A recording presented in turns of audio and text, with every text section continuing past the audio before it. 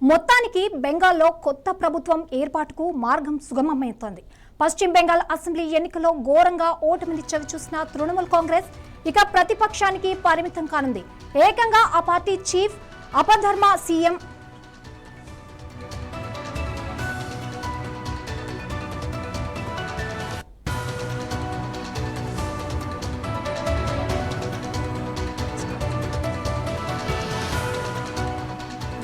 మొత్తానికి బెంగాల్లో కొత్త ప్రభుత్వం ఏర్పాటుకు మార్గం సుగమమవుతోంది. పశ్చిమ బెంగాల్ అసెంబ్లీ ఎన్నికల్లో ఘోరంగా ఓటమిని చవిచూసిన తృణమూల్ కాంగ్రెస్ ఇక ప్రతిపక్షానికి పరిమితం కానుంది.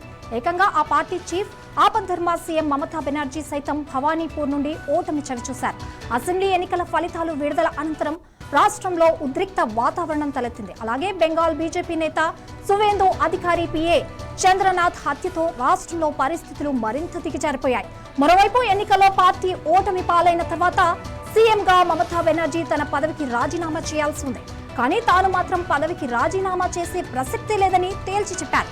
దీంతో గవర్నర్ తన రాజ్యాంగ అధికారాలను ఉపయోగించుకుని బెంగాల్ అసెంబ్లీని రద్దు చేశారు. దీంతో కొత్త ప్రభుత్వం ఏర్పాటుకు మార్గం సుగమమైంది. అసెంబ్లీ రద్దు ఆదేశాలు గురువారం నుండి అమల్లోకి వచ్చాయి. దీనిపై పార్లమెంటు వ్యవహారాల శాఖ నోటిఫికేషన్ విడుదల చేసింది. ఇక బెంగాల్ బీజేపీ ప్రభుత్వం ఏర్పాటు కానుంది.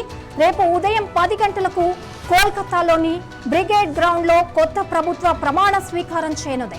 కార్యక్రమానికి ప్రధాని మోదీ, కేంద్ర హోంమంత్రి అమిత్ షా, బీజేపీ జాతీయ అధ్యక్షుడు నితిన్ నబీన్, ఎన్డీఏ నేతలు హాజరు కానున్నారు. ఈ మేరకు ఇవాళ కోల్కతాలో బీజేపీ శాసనసభాపక్ష సమావేశం నిర్వహించే అవకాశం ఉంది. అందులో ముఖ్యమంత్రి అభ్యర్థిని ఎన్నుకోనున్నారు. కార్యక్రమాన్ని పర్యవేక్షించేందుకు హోంమంత్రి అమిత్ షా నేడు కోల్కతా రానున్నారు. అయితే రాష్ట్ర సీఎం రేస్ లో 5గురు నేతలు పోటీలో ఉన్నట్టు సమాచారం. ముఖ్యంగా సువేందు అధికారి, సమీక్ భట్టాచార్య, సుకాంత మంజుదార్, స్వపన్ దాస్ గుప్తా పేర్లు వినిపిస్తున్నాయి. వీరిలో సువేందు అధికారికే సీఎంగా ఎక్కువ అవకాశాలున్నాయని పార్టీ వర్గాలు వెల్లడిస్తున్నాయి. మరోవైపు ఎన్నికల అనంతరం పశ్చిమ బెంగాల్లో తలెత్తిన ఉద్రిక్తతలు ఇంకా తగ్గడం లేదు. బెంగాల్లో తాజా పరిస్థితులపై మా ఎగ్జిక్యూటివ్ ఎడిటర్ విష్ణు మరిన్ని వివరాలు అందిస్తారు.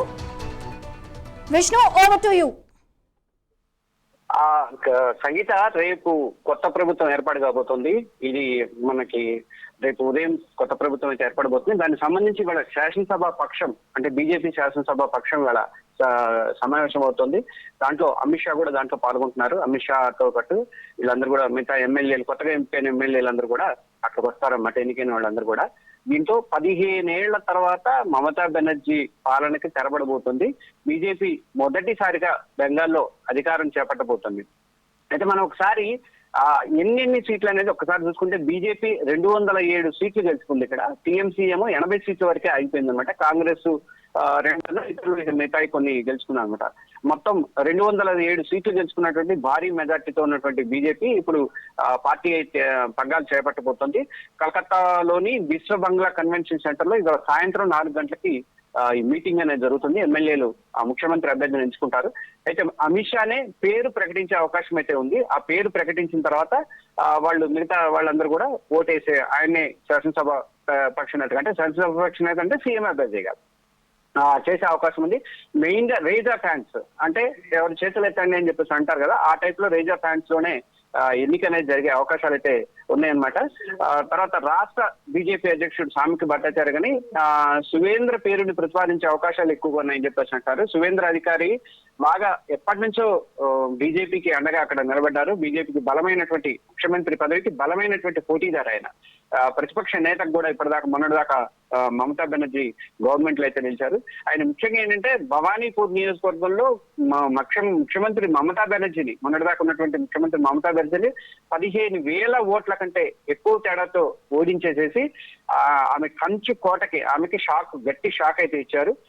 దాంతో ఇప్పుడు మమతా బెనర్జీ ఓటమి పాలవలసి వచ్చింది. కాబట్టి ఆయనకి సువేంద్ర అధికారికి అవకాశం ఉంది. ఇంకోటి ఏంటంటే బెంగాల్ రేస్ లో ఇంకా అగ్నిమిత్ర పాల్ అని ఆమె కూడా ఉన్నది. అంటే లేడీస్ కి ప్రయారిటీ ఇవ్వాలి అని బీజేపీ కనుక అనుకుంటే మాత్రం బీజేపీ రాష్ట్ర ఉపాధ్యక్షురాలైనటువంటి అసన్సోల్ సౌత్ నియోజకవర్గానికి చెందినటువంటి ఎమ్మెల్యే ఆమె అగ్నిమిత్ర పాల్ అని, ఆమెని ఎంపిక చేస్తారని ఒక ఇది కూడా ఉంది. ఆమె వృత్తిరీత్యా ఏంటంటే ఆమె ఇది చేసేది ఫ్యాషన్ డిజైనర్ అనమాట. ఆమె తర్వాత రాజకీయాల్లోకి వచ్చారు. తక్కువ టైంలోనే ఆమె ఇది అయ్యారు. దాదాపు 40,000 839 ఓట్ల మెజార్టీతో ఆమె విజయం సాధించారు. సో ఆమె కూడా మహిళా నేతకి ఇవ్వాలి అని ఒకవేళ బీజేపీ హైకమాండ్ ఏమైనా డిసైడ్ అయితే మాత్రం ఆమెకి ఇచ్చే అవకాశాలు అయితే ఉన్నాయని చెప్పేసి అని అంటున్నారు.